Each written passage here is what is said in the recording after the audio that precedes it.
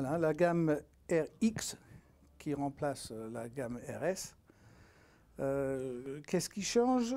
C'est surtout le caisson, qui sont beaucoup plus épais, plus lourds que la gamme précédente. Quand on tape dessus, ça sonne beaucoup moins creux. Ils ont refait, c'est magnétique, on peut l'enlever. Fini les petits plots plastiques d'antan. Ils ont refait le médium avec un membrane dopé, verni si vous préférez, avec un diffuseur en aluminium maintenant alors que c'était en plastique avant.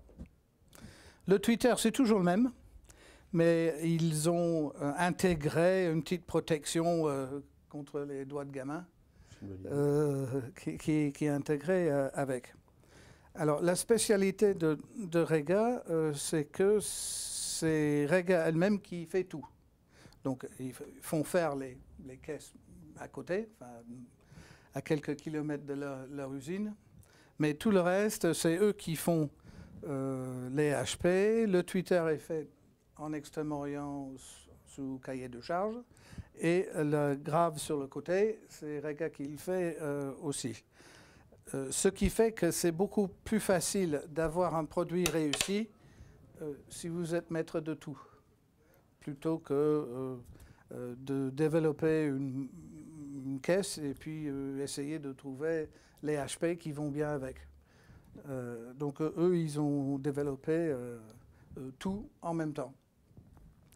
Ils ont supprimé le modèle en noir laqué, simplement parce que ça venait de l'Extrême-Orient. C'est très difficile à maîtriser en temps de livraison. Et ils sont revenus à la décoration frêne noire. Donc il y a frêne noire, il y a noyer et il y a merisier naturel qui est un peu plus clair aussi. Donc ces trois couleurs-là. Les trois modèles enfin au moins les deux colonnes ont un évent en bas. Ce sont des deux voies, mais un peu des fausses deux voies. Parce qu'il y a une petite séparation, je dirais transparent, entre les deux parties. C'est en principe une basse réflexe, mais avec cette petite séparation. Elles ne sont pas gourmandes.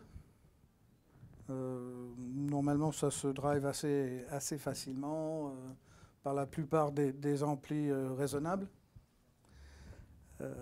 La volonté de l'enceinte de grave sur le côté?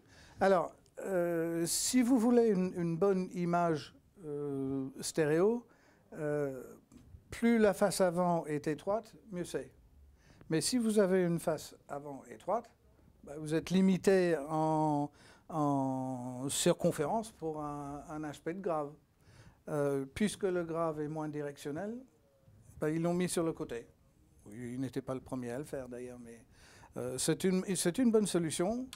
En principe, on met à l'extérieur, mais c'est en fonction de l'emplacement et l'acoustique de la maison, de l'environnement. Si on met le HP vers l'extérieur ou vers l'intérieur. Il ne faut pas que ça tire directement dans un mur à quelques centimètres.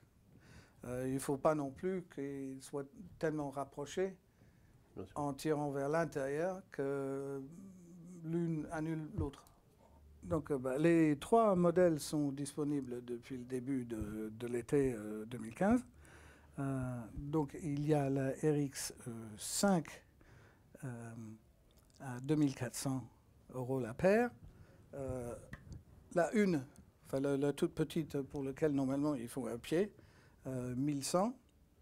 Et la petite colonne de RX3, 1800.